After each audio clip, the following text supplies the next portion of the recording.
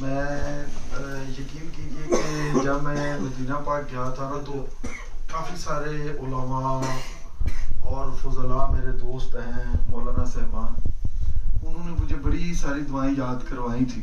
میرے ساتھ بھی حضرت صاحب تھے اور مجھے کھینچ کے کہتے تھے کہ یہ دعا پڑھنی ہے، یہ دعا پڑھنی ہے. بڑی وہ کتابچے بھی. سچ بتاؤں کہ مجھے نہ کوئی دعا یاد تھی، نہ کوئی سوال یاد تھا، نہ کوئی شعر یاد تھا.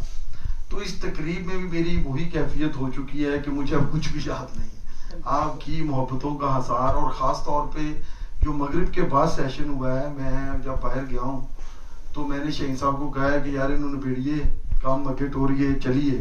لیکن اب میرا بھی جی چاہ رہا ہے، کیونکہ سب تو کڑا میں سا کہ مکے کم، لیکن اب میرا بھی جی چاہ رہا ہے کہ یہ باتیں ہوتی رہیں اور یہ چلتا رہے. اور میں یہ سمجھتا ہوں کہ یہ سید بادشاہ آپ کی روح کا تصرف ہے جس نے محفل کا رنگ جما دیا ہے اور بدل دیا ہے، اور یہ سارے دوستوں کے آنے کا سفر کا یعنی کہ پورا ہو گیا روحانی غذا. یہ شاید میں سمجھتا ہوں کہ تصرف ہے حضور علیہ الصلوۃ والسلام کے اس شہزادے کا، اور آقا علیہ الصلوۃ والسلام کی نظر عنایت ہے کہ اس تقریب کو اتنا زبردست وقار ملا ہے.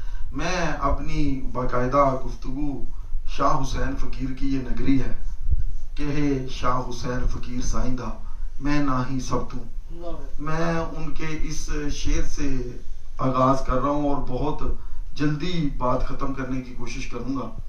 لیکن میں نے اس کمرے میں ایک عجیب بات دیکھی کہ اس کمرے میں دو چیزیں نمایاں نظر آئیں مجھے.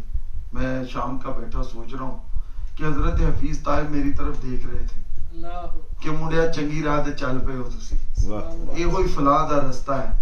اور دوسری میری یہ کتاب کی تصویر تھی، حضور میں حاضر ہوں، تو مجھے یہ حفیظ طاہر صاحب کی تصویر بڑی خوشکن تاثر دے رہی تھی، اثر دے رہی تھی کہ اس وقت اگر لاہور میں جدید نعت کوئی ہے یا عشق رسول ہے تو اس سے بہتر بندہ کوئی نہیں مثال دینے کی. مجھے پتا ہے اس بات کی ہمیں ادبی حلقوں میں خبر ہے، ہمیں اس بات کا پتا ہے.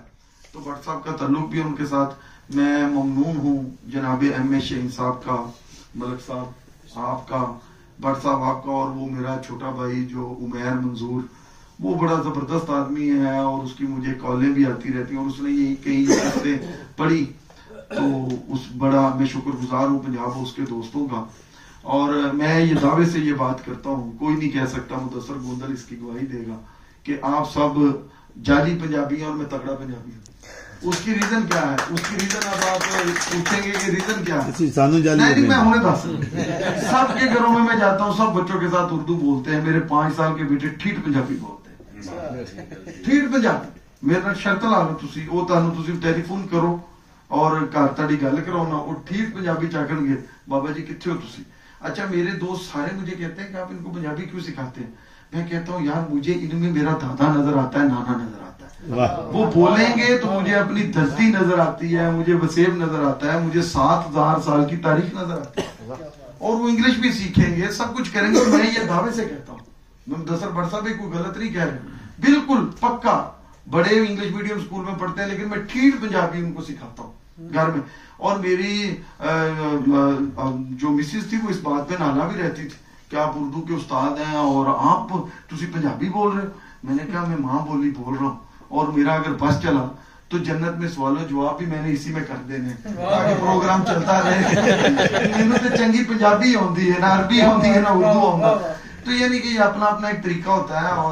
اور میں آپ کو سچ بتاؤں، مجھے اس بات کا اور بھی یقین ہے کہ آقا علیہ الصلوۃ والسلام کی بارگاہ میں جو شخص عربی میں مناجات کر رہا ہے یا فارسی میں کر رہا ہے یا اردو میں کر رہا ہے، لیکن جیڑی چس پنجابی چ مناجات بھی ہے نا، او دا توڑ ہی کوئی نہیں ہے. ٹھیٹ اپنے لہجے دے وچ جیڑا بندہ دل دی، اور وہی دل اور روح دی گل ہی تسی اپنی زبان دے وچ کر سکتے. اور میں